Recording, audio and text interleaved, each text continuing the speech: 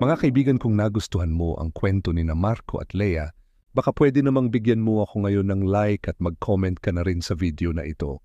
Narito na ang ikalimang yugto na pinamagatang paalam mahal ko, simulan na natin ang kwento.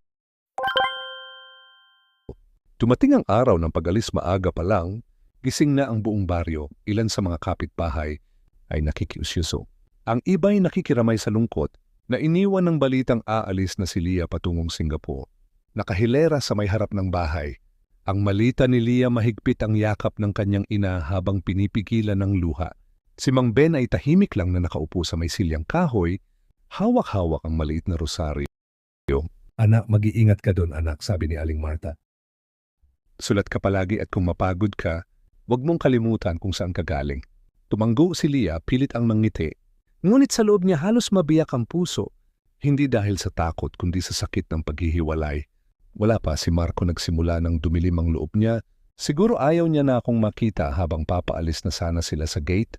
May biglang humabol isang motorsiklo ang huminto. Bumalat sa alikabok ang kalsada at bumaba. Si Marco halos hinihingal, may hawak na panyo at brown envelope. Lia, sigaw niya na palingon ng dalaga at tumakbo papunta sa kanya. Hindi na sila nagsayang ng salita.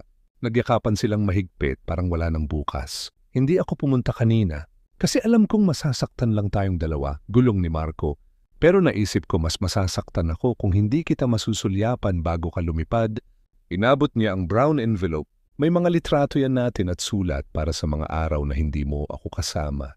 Tumanggo si Lia, hindi na kayang magsalita. Lia, dagdag ni Marco, umalis ka ng walang pag-aalinlangan. Huwag mong isipin na iniwan mo ako. Kasi ako naniniwala babalik ka rin. Babalik ako, bulong ni Lia. Hindi man bukas, pero hindi ko iiwan ang puso ko sa Singapore.